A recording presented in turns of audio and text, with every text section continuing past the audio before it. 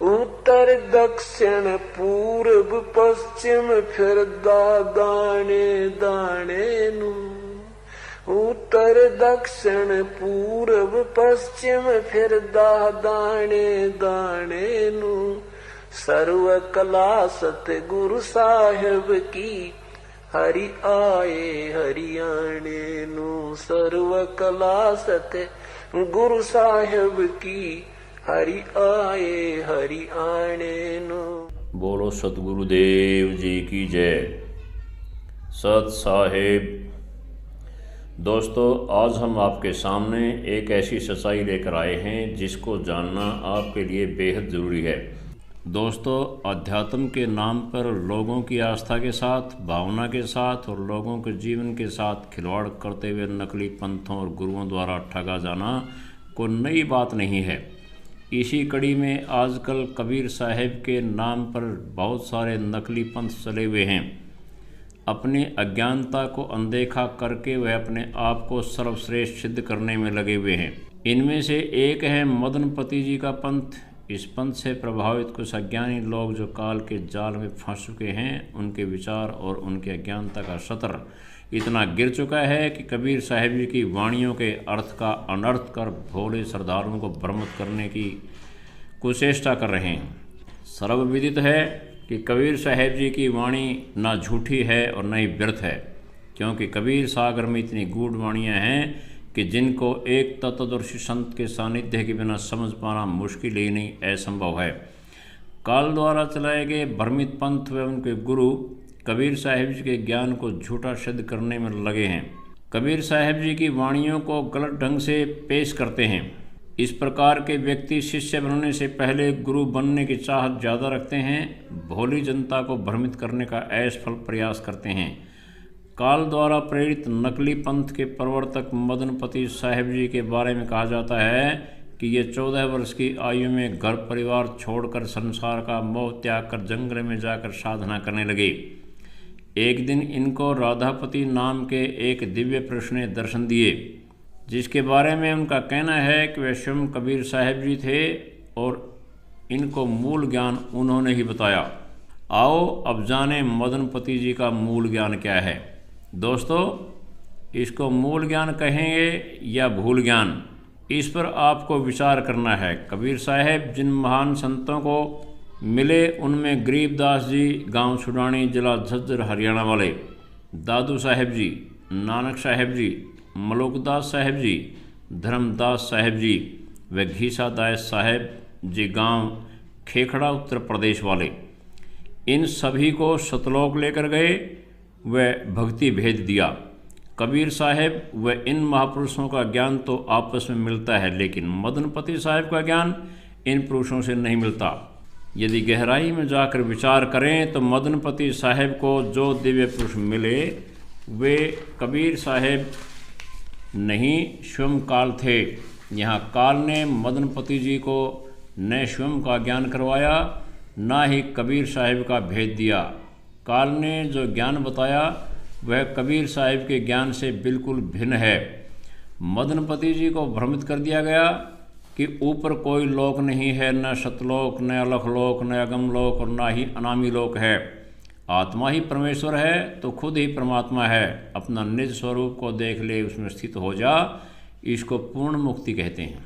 मदनपति जी का ग्रंथ व उनके प्रचारक कहते हैं, श्वास का सिमरण नहीं करना है, किसी अक्षर का जाप नहीं करना है, सतलोक, अलखलोक, अगमलोक, अनामी लोक नहीं है, परमात्मा का रहने का कोई स्थान नहीं है, आत्मा को किसी ने पैदा नहीं किया, वह स्वयं ही बनी है।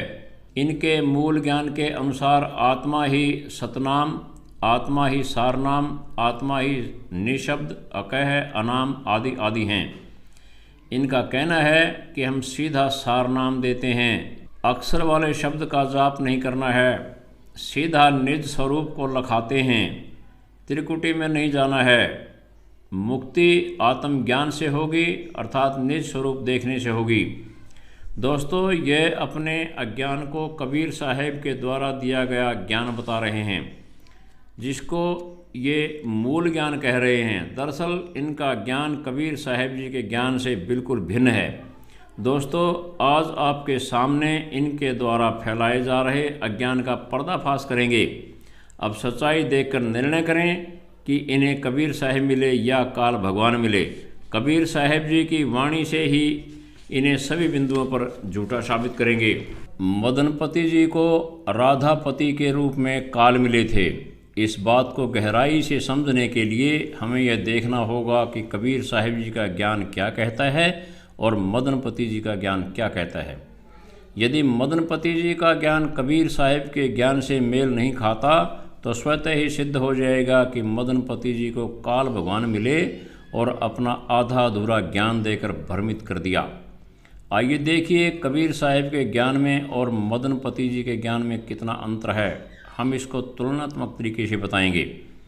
मदनपति जी तथा उनके प्रचारक कहते हैं कि सार शब्द 10वें द्वार, जिसे ब्रह्मरंध्र कहते हैं, के ठीक ऊपर शरीर में मिलेगा।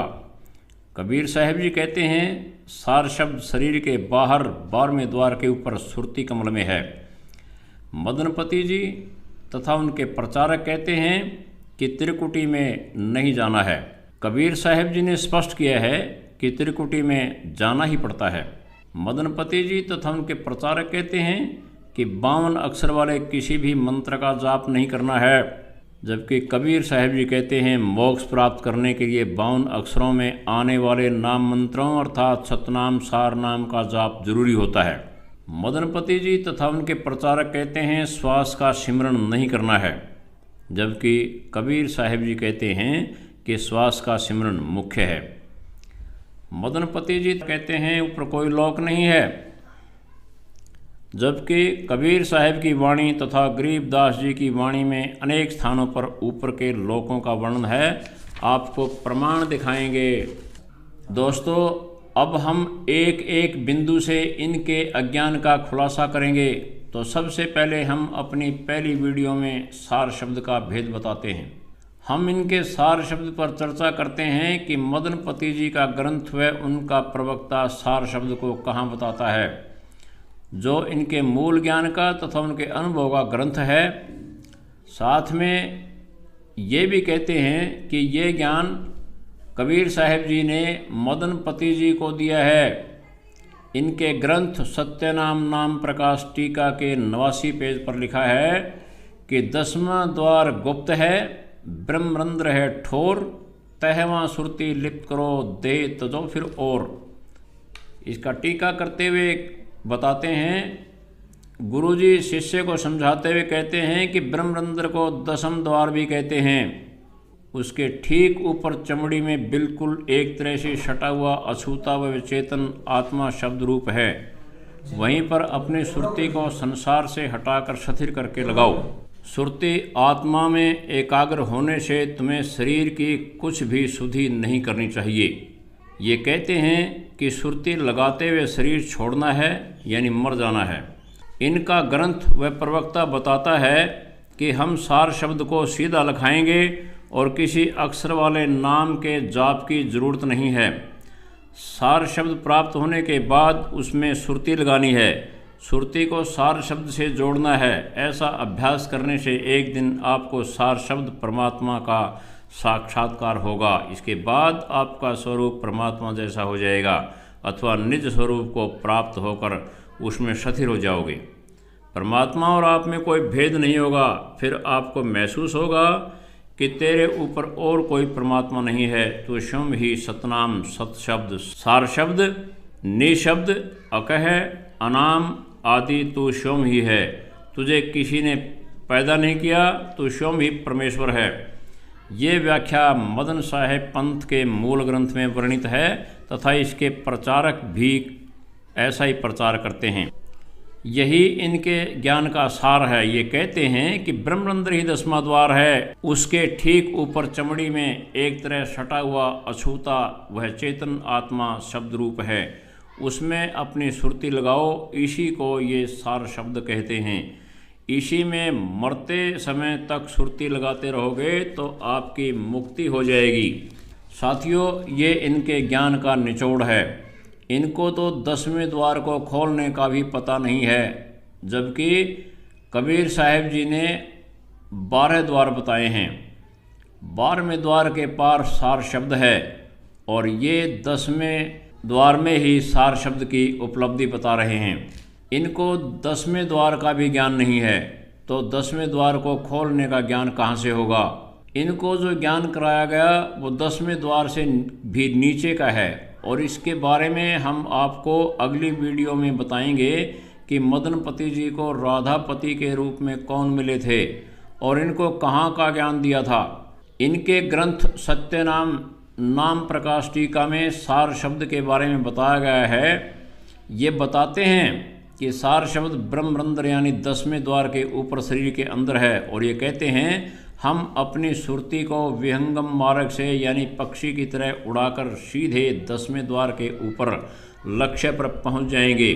साथियों, 10वां द्वार तो 2 अक्षर वाले मंत्र सतनाम के जाप के बिना खुल ही नहीं सकता, और न ही दिव्य दृष्टि खुल सकती, यानी पक्षी भी अंधा और द्वार भी बंद, तो विहंगम मार्ग से पक्षी कैसे और कहाँ जाएगा। साथियों, यहाँ इनका ये ज्ञान पूर्ण तौर से फेल है, क्योंकि कबीर साहब जी को योगी ऋषि मुनि यही बात कहा करते कि हम सुरती के साथ अपने लक्ष्य को बना लेते हैं, फिर उड़कर वहीं चले जाते हैं। उनको भी कबीर साहब जी कहते थे तुम्हारी सुरती यानी पक्षी तो अंधा है, लक्ष्य का पता नहीं, तो अंधा पक्षी कहाँ उड़कर जाएगा। पहले पक्षी की आँख ठीक की जाए, और आँख सतनाम के द्वारा ठीक होगी। वह सतनाम तुम्हारे पास नहीं है, इसलिए पहले उस नाम को प्राप्त करो। तो साथियों, वो आपको कबीर साहब जी की वाणियों से इसी बात को प्रमाणित करते हैं कि पक्षी ही अंधा है तो उड़कर जाएगा कहाँ, यानी हमारी दिव्य दृष्टि नहीं खुली है। दिव्य दृष्टि 2 अक्षर वाले सतनाम का जाप करने से खुलेगी। सतनाम इनके पास है नहीं, तो फिर इनकी ऊपर सुरती जाएगी कैसे। आइए सुनिए कबीर साहब जी इन वाणियों में क्या कहते हैं। बहुभांति मुनि ऋषि जोग ठानो, भयो रहित नहीं लेस हो, काया थापी सुरती सौ, सब काग भय नहीं हंस हो। पक्षी होई तब होई महाबल, नाम बिना तो काग हो। पक्षी त्यागी जो नाम साधे, हंस होए बड़ भाग हो। जोग तो आही अपार पक्षी, भया पर नैन नहीं। जोग नाम उजियार, नाम ते ही जो पावही। ये कबीर सागर ज्ञान सागर पृष्ठ 87 पर है। अब सुनिए, आपको प्रमाण सहित बताते हैं कि सार शब्द कैसा है, कहाँ है। स्वयं देखिए प्रमाणों के साथ। कबीर साहब कहते हैं कि सार शब्द अर्थात सतगुरु काया से बाहर है। कबीर साहब कहते हैं कि बिन सतगुरु को भेद बतावे, नाम प्रताप जोग ही आवे। काया तेजो बाहर होई, भाग जीव पावे पुनिस होई। बाहिर को मैं कहब ठिकाना, सुरती कमल सतगुरु निर्वाणा। कबीर सागर ज्ञान सागर पृष्ठ 87। सुरती कमल का बूझ ठिकाना, द्वादश दर पर हमारा स्थाना। सदग्रंथ साहेब पेज 465। सुरती कमल सतगुरु हैं भाई, जिन अक्षय वृक्ष की राह बताई। सदग्रंथ साहेब पेज 469। इन वाणियों का अर्थ समझने से पहले हमें यह जानना होगा कि सार शब्द को सतगुरु भी कहते हैं, शब्द गुरु भी कहते हैं। एक वाणी और सुनिए। देही को सतगुरु कहे, यह सब धूंधर ज्ञान। 4 दाग आवे नहीं, वाकु सतगुरु जान। इन वाणियों में कबीर साहब व गरीबदास जी महाराज ये समझाना चाहते हैं कि सतगुरु या सार शब्द का मूल ठिकाना सुरती कमल में है, जो 12वें द्वार के पार सतलोक में है। इन वाणियों से प्रमाणित हो गया है कि सार शब्द 12वां द्वार पार करके सतलोक में सुरती कमल में है। जब तक हमारी सुरती वहाँ नहीं पहुँचेगी, तब तक सार शब्द की झलक स्वप्न में भी नहीं मिलेगी।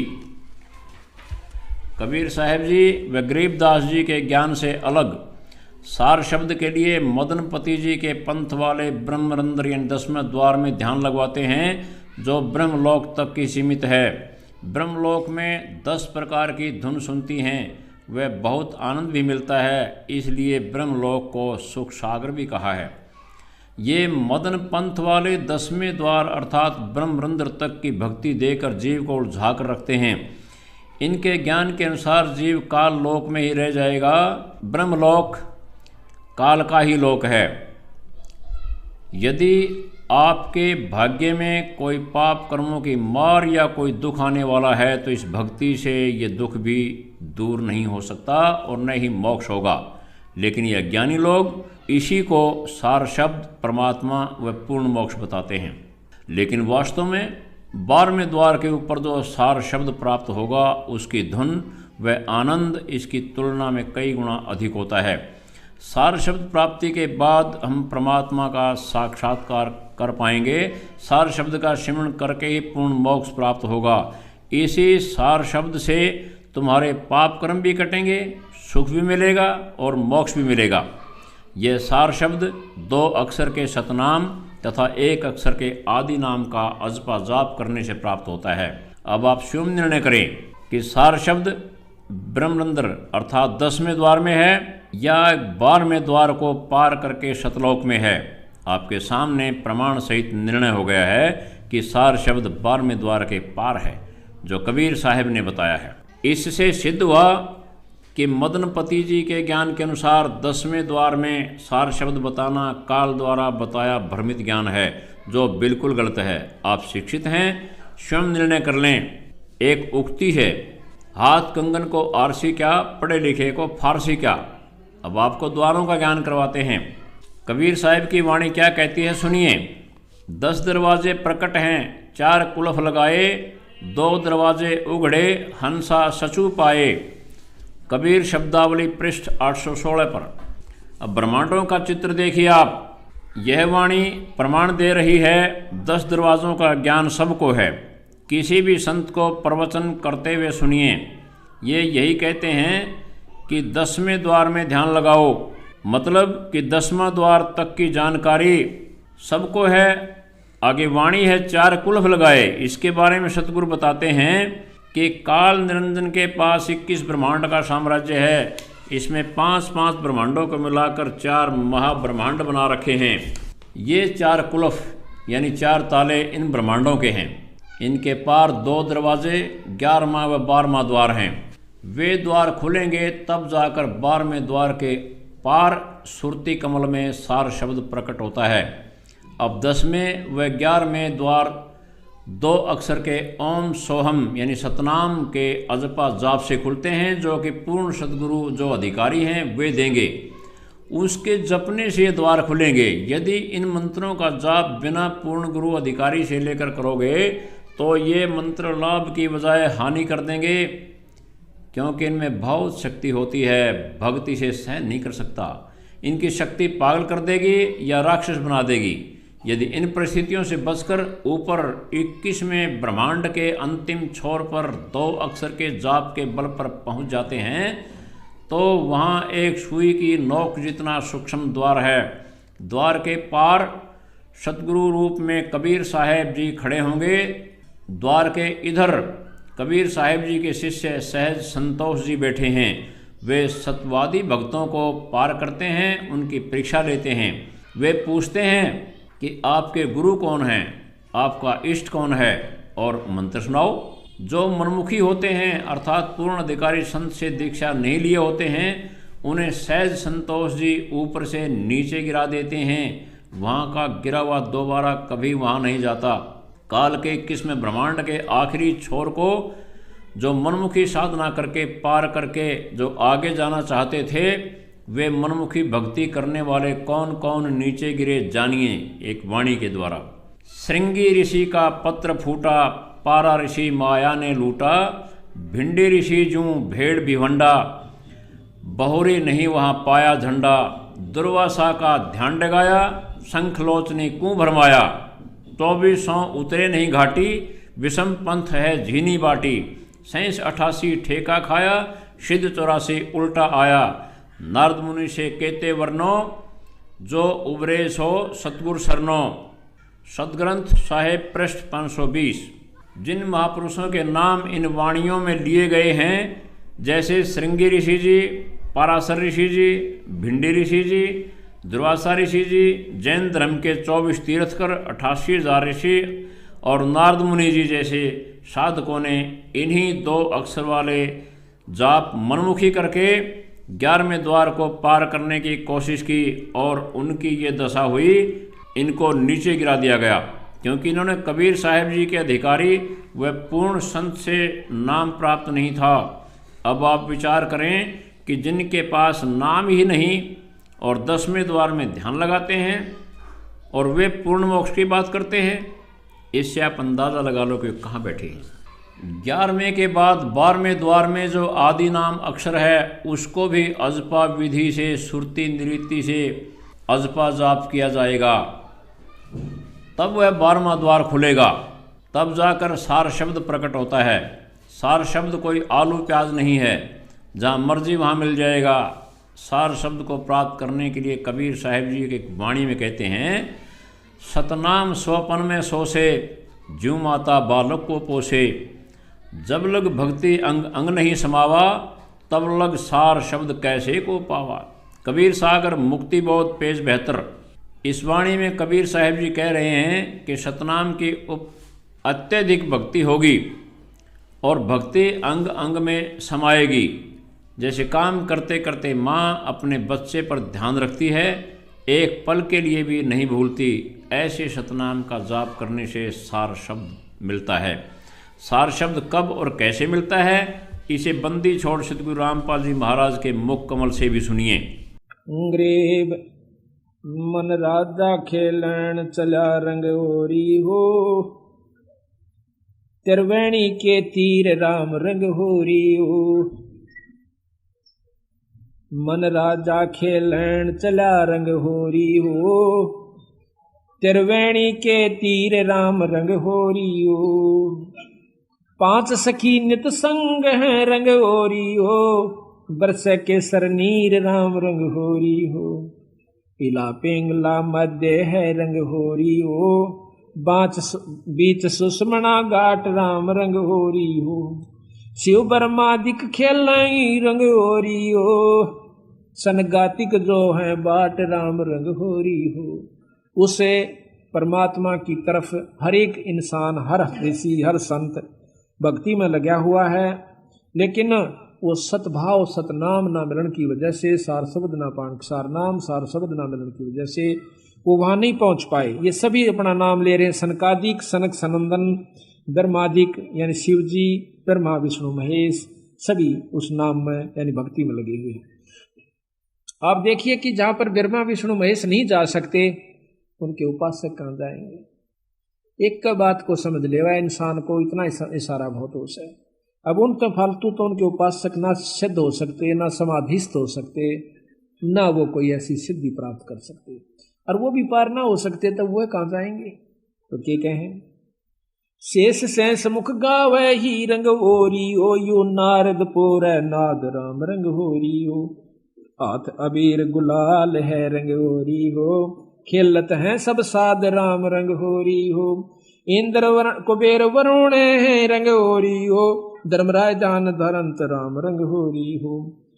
चित्रगुप्त चितवन कर रंग होरी हो, कोई न पावे अंत राम रंग होरी हो। कि इन मत तक किसी को नहीं उसका अंत आया। सतगुरु महाराज पूर्ण ब्रह्म का अभी तक ज्ञान इनको नहीं हुआ। अब देखो बंदी छोड़, आपने उपदेश तो ले रखा सभी ने कि ये जो मंत्र आपको सांस का सुमन हमने दे रखा है, कितना कीमती है। इस 3 लोक का सबसे उत्तम नाम है ये सांस के जो दोनों आपको मंत्र दे रखे हैं। उसके बारे में, उसके बाद फिर सार नाम है जो सोहम ऊपर और है, सत सुकृत एक नाम, और सब हंसों का वास है, नहीं बस्ती नहीं गाम। फिर नाम के बाद वो वस्तु आपको फिर बताई जाएगी जो तत्व भेद है, जिसको शब्द कहते हैं। आपने सतगुरुदेव जी के मुख कमल से सुन लिया है तथा कबीर साहब जी की वाणियों से भी सिद्ध हो गया है। अब तो कोई भ्रम नहीं रहना चाहिए। जब सार शब्द मिल जाएगा फिर हमें उसका सुमिरन सुरती नृत्ति से करना है। सार शब्द का ज़्यादा सिमरन करने से दिव्य दृष्टि खुलने पर सतलोक में बजने वाली धुन तथा सतलोक के सभी नज़ारे दूरबीन की तरह ऐसे दिखेंगे जैसे खगोल शास्त्री दूरबीन के माध्यम से करोड़ों किलोमीटर दूर हो रही खगोलीय घटनाओं को यहाँ बैठे बैठे देख लेते हैं। इसी तरह यहीं बैठे दिव्य दृष्टि से ही परमात्मा के दर्शन होंगे। उसके बाद जीव को हमेशा के लिए जन्म मरण से छुटकारा मिल जाएगा। वाणी में कहा है, दिव्य दृष्टि खुली हमारी, सार शब्द से टोया वो, गरीबदास गायत्री लापी, शीश पीठ यम रोया हो। सदग्रंथ साहिब पेज 946। इस वाणी में गरीबदास जी समझा रहे हैं, जब सार शब्द की ज़्यादा कमाई हो जाएगी तो सार शब्द के द्वारा हम परमात्मा को प्राप्त कर पाएंगे और काल शीश पीट कर रोता रह जाएगा। तो साथियों, मदनपति पंथ वालों को सार शब्द की परिभाषा का भी पता नहीं, तथा इन्हें सार शब्द की भनक भी नहीं है, ना मिल सकती। ये सार शब्द को शरीर के अंदर 10वें द्वार के ऊपर बता रहे हैं, जबकि कबीर साहिब जी ने 12वें द्वार को पार करके सतलोक में सुरती कमल में सार शब्द बताया है। लेकिन ये मदन पंथ वाले अपने अज्ञान से जनता को मूर्ख बना रहे हैं। ऐसे लोगों से सावधान रहने की ज़रूरत है। पढ़ा लिखा समाज ऐसे व्यक्तियों की मीठी मीठी बातों के बहकावे में न आए। एक वाणी कहती है, बीजक की बातां कहें बीजक नाही हाथ, पृथ्वी डोबन उतरे कह मीठी बात। सदग्रंथ साहिब पेज 161। इसके लिए गरीबदास जी महाराज कहते हैं, कुछ अज्ञानी लोग अपने आप को ज्ञानी सिद्ध करने की कोशिश करते हैं कि मूल ज्ञान हमारे पास ही है, जबकि उनके पास ज्ञान की ABCD भी नहीं है। वे तो मीठी मीठी व लच्छेदार बातें कहकर भगत समाज का विनाश करने के लिए पैदा हुए हैं। मदनपति जी के पंथ के स्टार प्रचारक जी, आपसे नम्र निवेदन है, आप इस झूठे व भ्रमित ज्ञान के प्रचार प्रसार को बंद कर दें। परमात्मा से डरें, लोगों के अनमोल जीवन से खिलवाड़ न करें। इसका बहुत बड़ा दोष लगता है, आने वाले जन्मों में इसको भोगना भी पड़ता है। अतः सभी भक्त आत्माओं से पुनः निवेदन है कि वर्तमान में आधिकारिक पूर्ण गुरु संत रामपाल जी महाराज ही हैं, उनसे नाम दीक्षा लेकर अपने मानव जीवन का कल्याण करवाएं। आइए एक बार बंदी छोड़ सतगुरु रामपाल जी महाराज के मुख कमल से सुनिए। तो इस विषय में आज तत्वदर्शी संत ये रामपाल दास है, जिला हिसार, हरियाणा।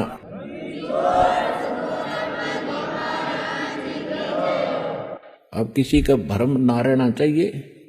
देखो, एक 1000 का नोट है, उस पर लिखा है कि मैं धारक को 1000 रुपये देने का वायदा करता हूं। दास पे लिखा नहीं है, दास बोल सकता है कि मैं उपासक को सर्व सुख और पूरा कंप्लीट मोक्ष देने का वायदा करता हूं, जब नियम में रहोगे तो।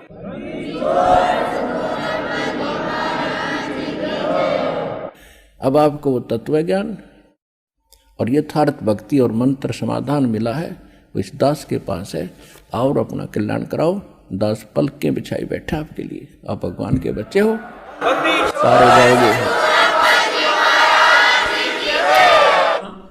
ये ज्ञान संत रामपाल जी महाराज अपने सत्संगों में और अपनी पुस्तकों में बताते हैं। अतः अधिक जानकारी के लिए संत रामपाल जी महाराज के सत्संग प्रवचन सुने और उनकी पुस्तकें अवश्य पढ़ें। सत साहिब।